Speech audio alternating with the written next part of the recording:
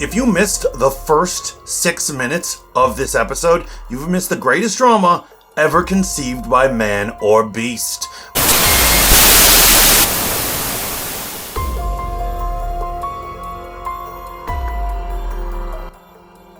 Welcome to the Devil's Film School. I am your host, the Fat Mantis, and we're going to get into American Horror Story Double Feature Episode 3 and all its deliciousness. But first, I want you to like, share, and subscribe this video, and also tell a friend. Please do that for us. It's very important that you subscribe so that you can get all the information that's coming out of the voice of the Fat Mantis. Now let's break down this episode. Episode 3 starts with high intensity, as this series, at least this season, I believe, it fits in the heart with anybody who knows what it's like to have an overbearing witch as a mother.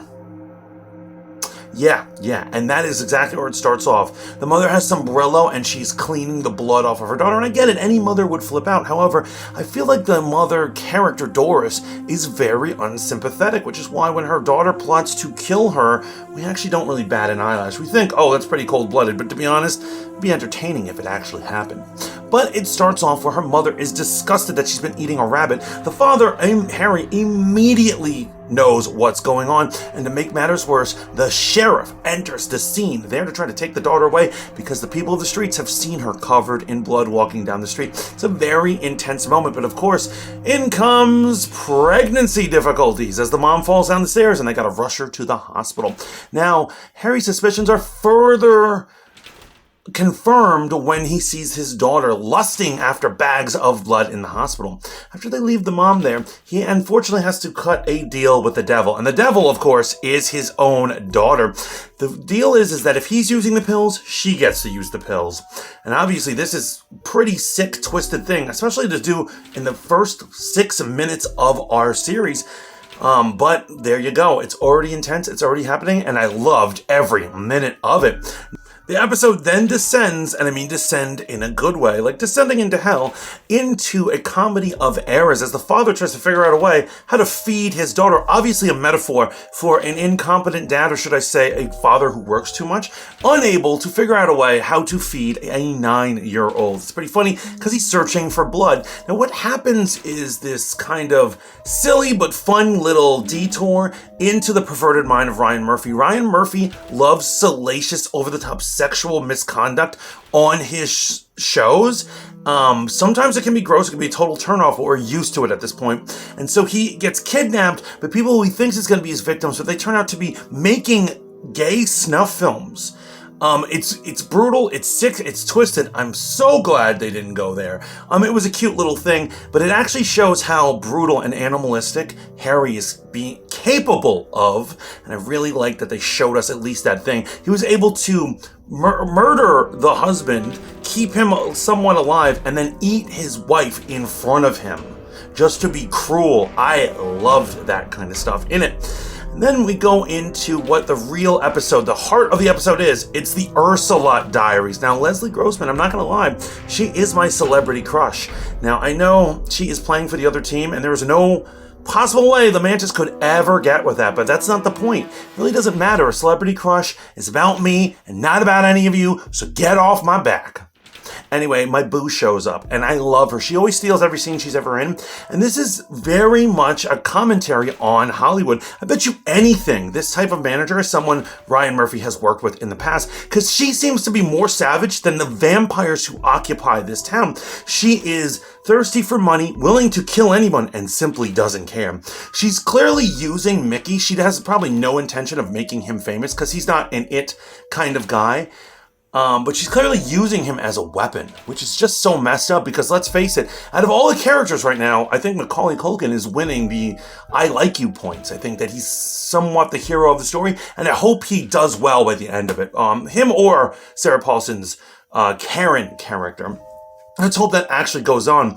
And then her character's whole situation is that she wants to know how you make the pills, who makes them, and how she can distribute them to only her clients so that she can dominate Hollywood. It's all about money, but she's ruthless in getting it. It's fascinating. I love how in American Horror Story, you never really know what a character's worth is, who's going to be a hero and who's going to be a villain, if there are such a thing as heroes in this type of tale. And of course, she creates enemies out of everyone, including the Vampire Queen, Belle Noire, and Evan Peters' character. And of course, they do not like her, and they do not have to tolerate anyone because, well, they're bloodthirsty animals. Now, of course, they get wind of what's going on in the Gardner family situation, and they threaten Harry, tell him his 9-year-old daughter can't have any more pills, and they speculate that perhaps maybe they should kill him themselves. And this is later on confirmed when we finally meet the chemist.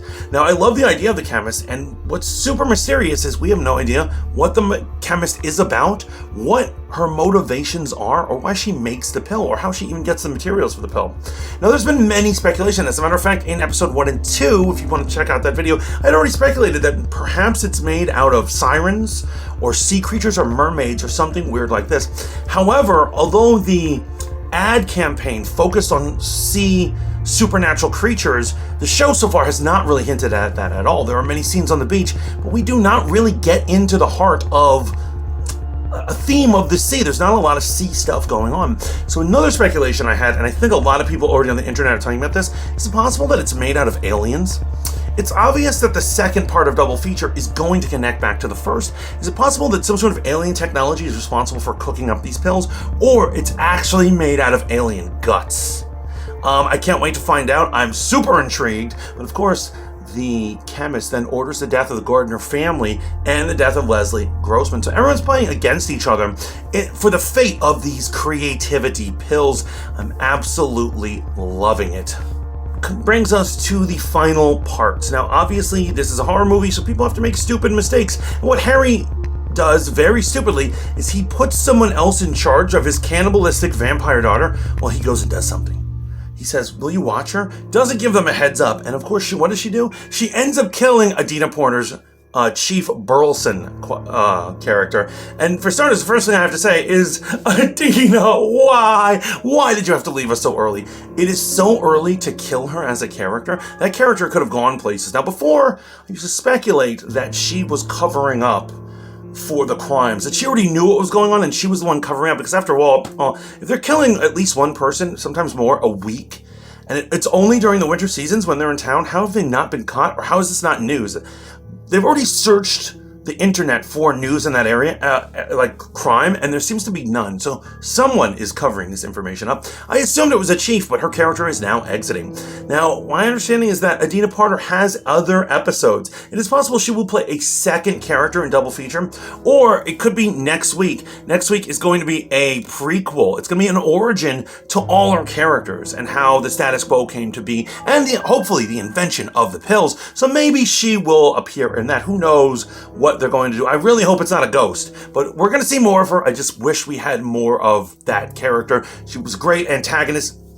But yeah, the daughter kills her, and when Harry gets back, what do we know? Leslie Grossman's character is there, completely fine with it, and probably loves that she has blackmail on the father. This is some fascinating stuff. And so the next episode is going to be called Blood Buffet, which sounds like the coolest title in the history of television titles. It's probably going to be utterly amazing, and I gotta say, I really like this episode. I am steadily giving these all like 95s. This is I'm giving this a whopping 95. Loving every episode, and I'm counting the minutes so I can see the next one. I mean, Blood Buffet, come on, guys. But what did you guys think of it? You guys have any theories? What is going on with the chemist? Who makes it? And what is her motivation to making it? That's another strange thing. Why does she do it if she's not getting paid?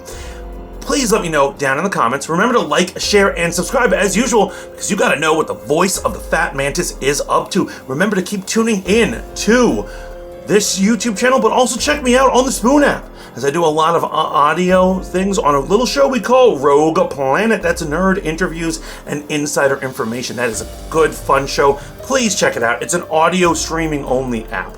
But until next time, I will see you then. Ciao for now.